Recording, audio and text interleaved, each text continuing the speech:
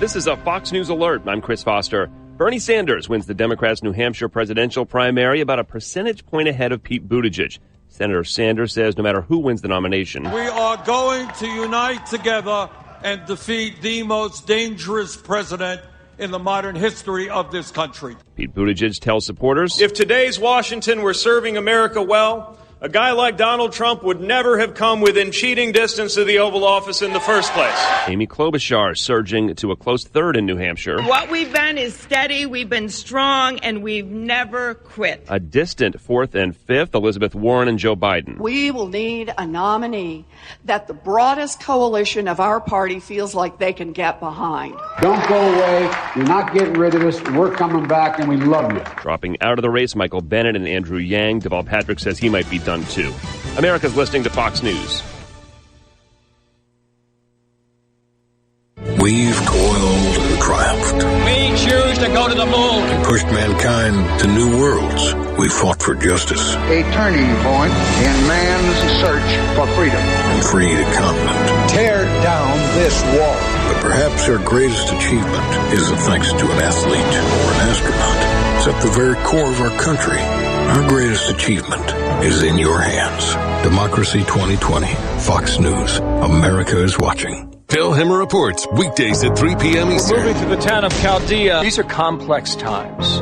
They need to be understood in more than just a soundbite. We're in central Hanoi, just a few blocks. When people's lives are affected, it's important to be fast, but it's most important to be right. Boston is a city in shock. Information has never moved faster than it does today. It is our job to cut through it. Bill Hemmer Reports, weekdays at 3 p.m. Eastern, only on the Fox News Channel. Murphy's Builder Supply is where you need to go for all your home improvement projects and hardware needs. They've been serving folks in this area since 1946. Murphy's offers some products and services that you may not know about. They now sell ammunition, both bullets and shells. Murphy's also sells personalized tags for dog collars. They build customized screens for windows and doors. Murphy's can rekey locks, and of course they can make keys. They cut glass for windows, plus Murphy's has monthly doorbuster specials. Check their Facebook page to see what's on sale. Murphy's Builder Supply, 156 Northeast Broad Street, Jessup. For the best car wash at the best price, then go to the new Nips Car Wash, located at 459 Highway 301 South, down from McDonald's in Jessup. Nips Car Wash features state-of-the-art IQ automatic car wash system. Every car or truck that enters the automatic IQ wash system is scanned to capture its unique vehicle profile to give you a great car wash every time. Nips Car Wash also features 2 self-service bays where you can choose from a variety of accessories such as foam brush, tire brush, bug off, wax, clear coat, and spot-free rinse with powerful blowers located in each bay to top off your car wash experience at an affordable price. For the best quality car wash around, go to the new Nips Car Wash, located down from McDonald's on the left on Highway 301 South in Jessup. That's Nips Car Wash with a state-of-the-art IQ automatic wash system on Highway 301 South down from McDonald's in Jessup. WIFO-FM Big Dog Country at 8:05, world-famous Butch and Bob Show on this Wednesday morning, 12th day of February. It is Lincoln's birthday, at least. President's Day is coming up on Monday. Good morning, Bob. Good morning. It's Wednesdays with Bill Werkheiser. We got Bill on the phone. And Bill, I always appreciate you being here on Wednesdays with Werkheiser. How you doing? Absolutely good. How about y'all? I'm doing good. Where are you at today? I'm in Atlanta. I've got about an hour from now. Got a appropriations meeting on public safety. Met most of the day yesterday, so it's been a process. Well, we talked to both Stephen and Blake, and both say it's kind of unusual to take this hiatus all the way to the 18th, but tell us your thoughts on why you think you're taking this break. Well, I think we had a glimpse of that in some of the conversations with the speaker. So the normal process is when the budget projections come out, and I know I did get to listen to Blake yesterday, and he talked about the numbers, but that happens every year. They're either up or down, and we adjust, and so the committee heads come in and they give us their feel with the governor's recommended cuts. But the thing that was different this year, the OPD director who finished up that session was asked a lot of questions that he wouldn't answer. And so we can't do a budget if we don't have the why behind the cut.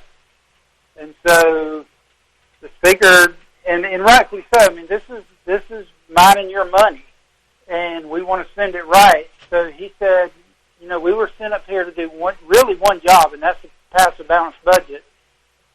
And $28 billion is a lot of money, and we need to do it right.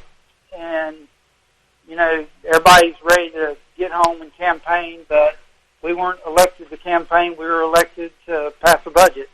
And so he said, we're going to take our time. We're going to do it right. And so we have been very methodical. I can tell you, just in public safety alone,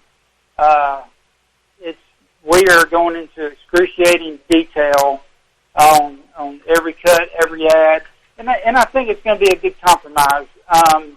And really, this is no different. I know the media likes to make a big story out of it, but we do this every year. The governor never gets everything he wants. The House doesn't, and the Senate doesn't. But it's an amazing process when it comes together. After all three bodies get through with it, we usually, I mean, look, Georgia has, depending on what ranking you look at, we're 48th or 49th in the country in per capita taxes. So we're leading in a lot of areas and doing it in a very economical way. Again, if you're just joining us, Bill Werkheiser on the phone with us from Atlanta, State Representative. And I asked Blake yesterday, you're in the House, so I asked him, is the tension between the governor and the House Speaker, David Ralston, as much as the media is making out to be, or are they overblowing this story? I like everything. I think it's a in between. So, and the Speaker said last week, he said, "Look, Governor Kemp is my friend. It's a process. He's made campaign promises.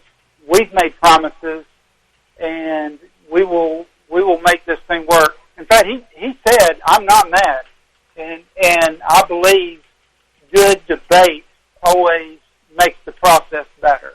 So no, I don't think, sure there's going to be tension when people don't agree, but that doesn't mean there's ill will. And so, and like I said, I think the process works. I'm amazed. I wasn't that great a high school student, but more and more as I learn, I'm amazed at our forefathers that thought of the process of separation of powers and the balancing of things, and they thought of stuff like the Electoral College before it even mattered. And so, anyway, I think the process is good, and I think it's working. We had a story today on the news. Again, Governor Brian Kemp has begun to roll out several pieces of legislation that aim to overhaul the state's foster care system, started with encouraging more Georgians to care for children in need by making it easier to hire child care. Got several bills. Your thoughts on his plan to do that?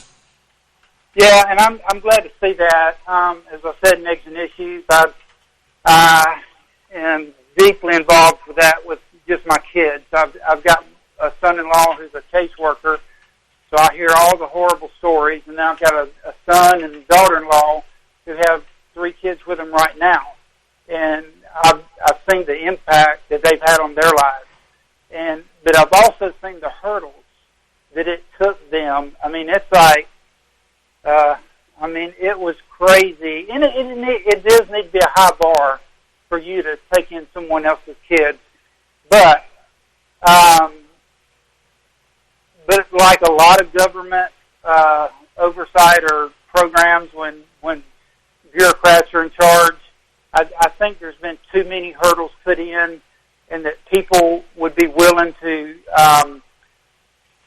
And one of the things he's addressing is either respite care or short-term care or caring for. Because just like with my kids, there's times. They want to do something by themselves, and so they just want a couple hours break. And so they need respite care. And that's something our church in Glenville has gotten involved in. So, so I'm glad to see that. He's also tackling making a benefit through the tax system of the tripling the tax credit if you foster or adopt. So I think we're going to be very pleased with those changes, and it's certainly a focus that we need to have as a state. Any concern about dropping the age requirement from potential adoptive parents from 25 to 21? We talk about all the time, youngins raising youngins. Any concern in that? No, I think that's good because anytime we can make, even, it's kind of a double-edged sword. The numbers are so big, we have too many children and not enough parents, but yet those kids to be dumped into the street, the numbers are horrific of kids who are in foster systems who don't get adopted, who age out, and I hate to even quote, let me just say it's a astronomical high number that end up, the girls, I think it's over 50% end up pregnant, and the guys, a large percent end up in that pipeline to prison. And so that's the thinking behind this is if we can get them more into the adult head, get them, because that's the age they're just starting post-secondary training. So I think the thinking is get them into these technical skilled trades that, we've got 17 high-demand areas that employers are begging us for people to graduate from. If we can get them in that system and get them a job, get them established, then that'll help them, down the road as an adult. While the session's underway, a lot of legislation being proposed. Anything out there that we need to be aware of that we're not hearing about that's kind of interesting? So there is one thing that's interesting that's not being talked about, but it's I don't even know where to land myself because it's such an interesting mental exercise, and it's the whole Airbnb industry, which didn't even exist. So the battle is between private property rights and local controls of cities and counties. For example, if you own a unit and you want to rent it, and in fact, if you bought an investment property, which means you paid over market because it wasn't a place that was high traffic for travel, and then a city just unilaterally says, no, we're outlawing all B&Bs within the city of Sandy Springs or Atlanta, Georgia. Well, that's not fair to the property owner because the whole thought of private property rights. But the other argument on the other side is people are saying, look, I've got kids playing in the yard. I don't want a hotel next to me. And so the cities, and then one of the battles that we have every year on a lot of issues is the legislature versus the cities on local control. Because we say we're for local control, but there's times that we need to step in and say, no, that's overstepping your bounds. So I would love to hear some thoughts on that from folks, because it's a tough issue, and people are very passionate on both sides. And it's interesting, we haven't heard a lot, talk about it in the press, but it's certainly being debated every day up here. Last time we talked to you, dual enrollment was a big topic. What's the latest on that? So the interesting thing about that is, about the time the Senate passed it, that's when we took our break. So I have a feeling we'll get that bill.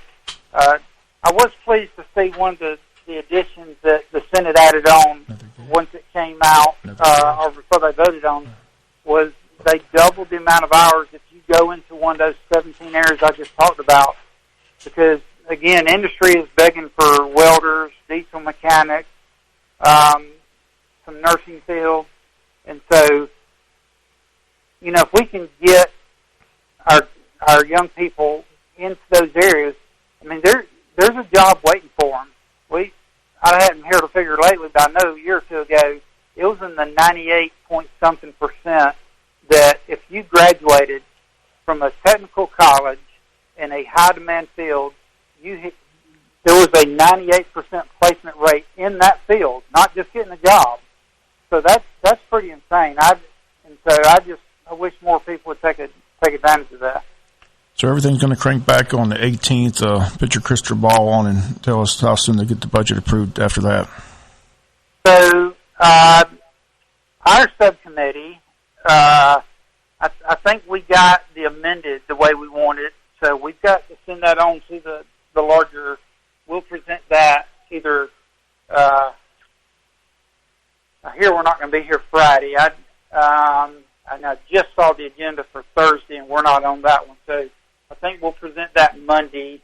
It will take tomorrow, Monday, Tuesday. I think when we go back into session on the 18th, within a week, I think the amended will be done, and we'll just need to vote on it. Now, the big budget, the 21 budget, that's going to be within the last week of session, whenever that is. Okay. How about the update on broadband? Where we stand on that?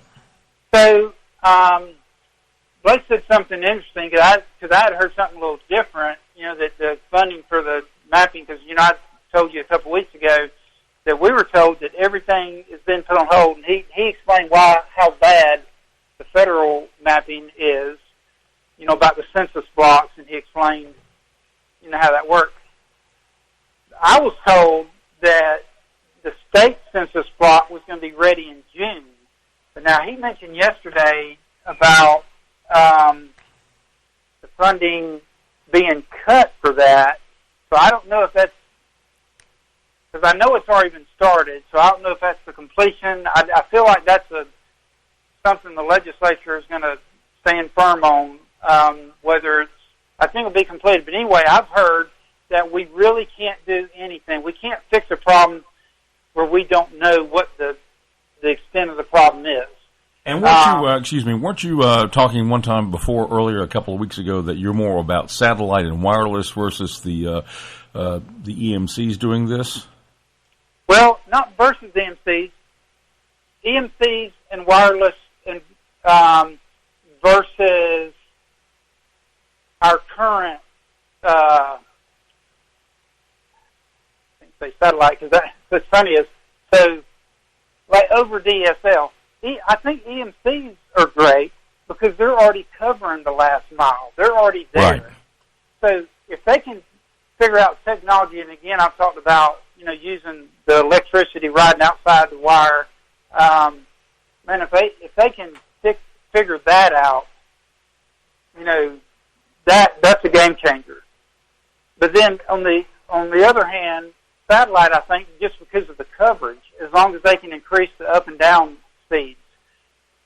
But anything other than that, like hardwired, like DSL or cable,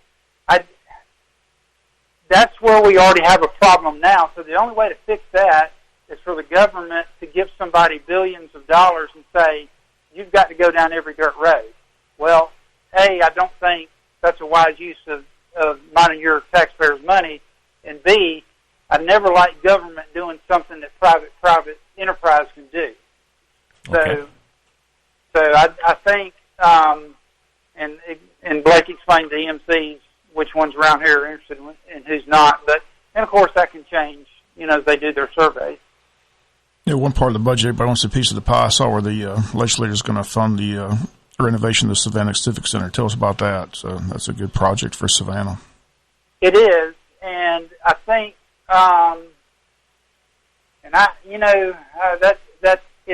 it's in our area.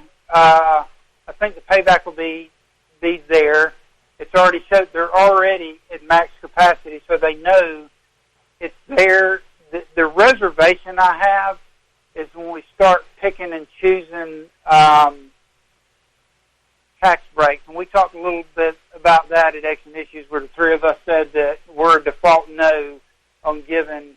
Again, you're telling private enterprises that they don't have to pay taxes to build something that they're going to make money on the rest of their life. So, I will support it. I don't know to what degree when it comes to taxes. But I can tell you this, the plans they're impressive. I've seen some of what they're doing. I've seen the numbers of how they're at max capacity. I mean, they're having conferences every weekend, and so it would be a big draw to our area. Anything we can beef up, Southeast Georgia, I'm all for. Well, while I got you on the phone, I got to ask you, to me, the most interesting story taking place up there in Atlanta, of course, is this U.S. Senate race. Kelly Loeffler, the appointment by the governor, and, of course, that's where some of the tension between the governor and the House Speaker had begun because Rawson's a big Doug Collins fan. Doug Collins has thrown his name in the race. So I'm just curious how it goes up there in Atlanta on a daily basis because I'm sure the governor's pushing his candidate while others are pushing Collins, so they're both on the Republican side. So I just wonder, do you feel that tension up there, or are you being swayed one way or the other, or how's that work? No, and I've got an opinion who I'm leaning toward, but no, it really isn't. And I tell you, it's not even as bad as, because remember, last year this time,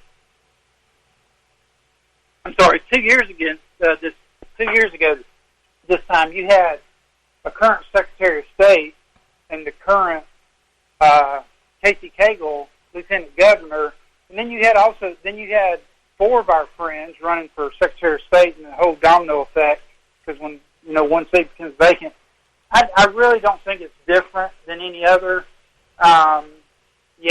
It is funny to see the subtleties that some people may miss, some of the headlines or some of the statements that are made to support one candidate over another. To me, what's more interesting is to watch the domino effect. So Collins, is leaving his U.S. rep seat, which is interesting in itself. He's got a good gig. So he basically has pushed all his chips to the middle of the table. Because, all these politicians who run for a higher seat, if you lose, you've lost the seat you left, and now you have nothing. And so it's funny. So we've got a couple of House members, one running for Collins' seat, and so then a Georgia senator, so someone that Blake is with, is now running for that seat. So then a House member says, well, I'm going to run for the Georgia Senate seat. So it's kind of a funny merry-go-round to watch. Well, it's definitely interesting, and it should heat up between now and November. But I keep hearing rumblings that, there might be a resolution somewhere down the line where Collins gets appointed something else by the president and gets out of the race altogether. But we'll wait and see if that transpires. Funny, he's kind of already responded to that. Right after the president said that, he came out with an ad that said, I'm in it to win it. In it to win it. Well, in should fact, be fun. He said in that, he didn't say this in the ad, but in releasing the ad, he said something to the effect that, well, yeah, if he offers something, doesn't matter to me, I'm in the race. Well, that should be fun. Like I said, it'll be heated come November. Like I said, you'll have Trump down here campaigning for Collins and the governor out there campaigning for his candidate. So it should be an interesting dynamics in the state of Georgia. But like I said, to me, everything I read, that seems to be where the tension between the House Speaker and the governor is started, and it's not on good terms, is what I hear. So you would know better than I do, but I hear they're not doing well. Good terms. Yeah, I don't know. Politics make strange bedfellows, as they say. They do, and it's funny because I've seen it with myself, where I have battled either a colleague in the House or the Senate on an issue, and we're going at it, and then the next day we're in locked arms going against another contingency. So, don't burn any bridges. Yeah, well, like I said, we got Sarah Wayne County on Kelly Loeffler's steering committee, and we're working with them to get her on the show. She's supposed to be making an appearance in Wayne County shortly, so we're looking forward to meeting her. That'd be awesome.